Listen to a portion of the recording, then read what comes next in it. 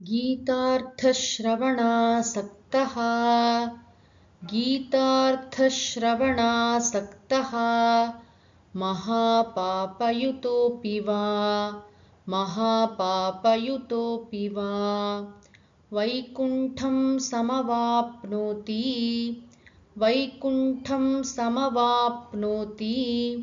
विष्णुना सह मोदते.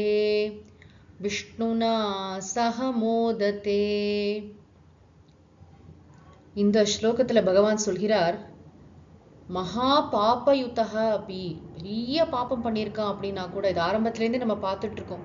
இந்த பிறவியில நம்ம செய்கிற பாவம் தான் இல்லை, முற்பிறவிகள்ல நம்ம ஏதாவது பாபங்கள் செய்திருந்தாலும், மிகப்பெரிய பாபங்களை செய்திருந்தாலும் கூட, கீத அர்த்த ஸ்ரவண ஆசக்தஹ, இந்த கீதையின் பொருளை கேட்பதில் ஆழ்ந்த விருப்பம். கீதையை ஸ்லோகங்களை படிக்கிறது, பாராயணம் பண்றது அப்படிங்கிறது ஒன்று, அதன் பொருளை கேட்பது, பொருளை சிரவணம் செய்வது, அதுல ஒரு ஆழ்ந்த ஈடுபாட்டுடன் இருப்பது, அந்த மாதிரி தினந்தோறும் நான் கீதையில ஒரு ஸ்லோகத்துக்காவது அர்த்தம் படிப்பேன் என்று உறுதியுடன் இருப்பவன், பெரிய பாப்பியா இருந்தா கூட அவன் வைகுண்டத்தை அடைகிறான், விஷ்ணுவுடன் மகிழ்ந்திருக்கிறான் அப்படின்னு இந்த ஸ்லோகம் சொல்கிறது. வைகுண்டம் என்பது ஒரு லோகமாக சொல்லப்பட்டாலும் வைகுண்டம் என்பதற்கு இன்னொரு பொருள் இருக்கிறது. குண்டம்னு சொன்னா வளைவு, வைகுண்டம்னு சொன்னா வளைவில்லாதது, நேரானது. என்ன அர்த்தம்? விருப்பு வெறுப்பில்லாத சமநிலை, சமமான மனநிலை, அதற்கு தான் வைகுண்டம்னு பேரு. இங்கேயே இப்பொழுதே ஆழ்ந்த அமைதியான ஆனந்தத்துல ஜீவன் முக்த நிலையில இருக்க முடியும், அதுக்கு தான் வைகுண்டம்னு பேரு. விஷ்ணு அப்படிங்கிற வார்த்தைக்கே என்ன அர்த்தம்னா எங்கும் நிறைந்தவர், எங்கும் நீக்கமர நிறைந்தவருக்கு தான் விஷ்ணுனே பேரு. ஆக பரம்பொருள் எங்க இருக்கார்? எல்லா இடத்துலயும் நீக்கமர நிறைந்திருக்கிறார்.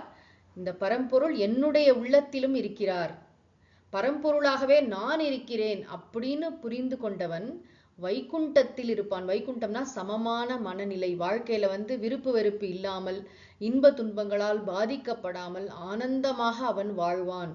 இங்க ரொம்ப முக்கியமா நம்ம கவனிக்க வேண்டியது, மிகப்பெரிய பாப்பியாக இருந்தாலும் எல்லாருக்கும் ஆப்பர்ச்சுனிட்டி, எல்லாருக்கும் சான்ஸ் கொடுக்குறாரு. இது ஒரு பெரிய பாக்கியம். பகவத்கீதைக்குள்ள நம்ம வந்துட்டோம் அப்படின்னு சொன்னா, நம்முடைய வாழ்க்கையில முற்பிறவிகள்ல நம்ம ஏதாவது பாப்பங்கள் செய்திருந்தால் கூட அந்த பாப்பங்களிலிருந்து விடுபட்டு நாம இந்த வைகுண்டத்தை அடைவோம், விஷ்ணுவுடன் மகிழ்ந்திருப்போம். இதை நம்ம சகுணபரமாக அர்த்தம் புரிந்து கொண்டாலும் சரி, இப்படி நிர்குணமாக அர்த்தம் எடுத்துக்கொண்டாலும் சரி, அருமையான பொருள்.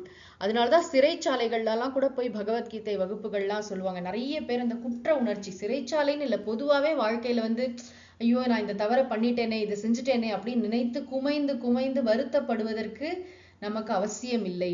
நம்முடைய சாஸ்திரங்கள் எப்பேற்பட்ட ஒரு ரிலீஃபை நமக்கு தருதுன்னு யோசிச்சு பார்க்கணும்.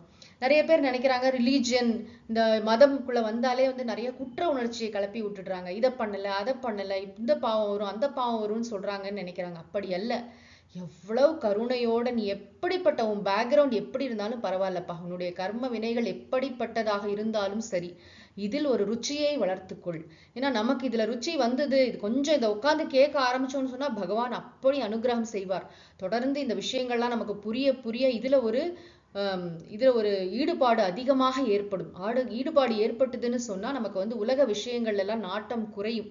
நம்முடைய கடமைகளை அழகா நம்ம செய்து கொண்டே போவோம், உலகத்திற்கு மிகச்சிறந்த சேவை செய்வோம், ஆனந்தமாக வாழ்வோம், நம்முடைய வாழ்க்கையை மிக அழகாக நிறைவு செய்வோம்.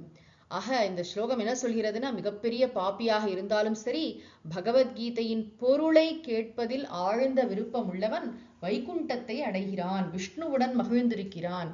வைகுண்டம் என்று சொன்னால் விருப்பு வெறுப்பில்லாத சமமான மனநிலை, எதனாலும் பாதிக்கப்படாத நிலை, மெய்யுணர்வில் மெய்ப்பொருளுடன் இரண்டர கலந்துன்னு கூட சொல்ல மாட்டோம், மெய்ப்பொருளாகவே தன்னை உணர்ந்து கொண்டு இவன் ஆனந்தமாக இருக்கிறான்.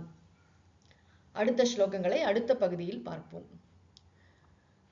ஓம் சாந்தி சாந்தி சாந்திஹி. ஹரிஹி ஓம். தத்சத். ஸ்ரீ கிருஷ்ணார்ப்பணமஸ்து.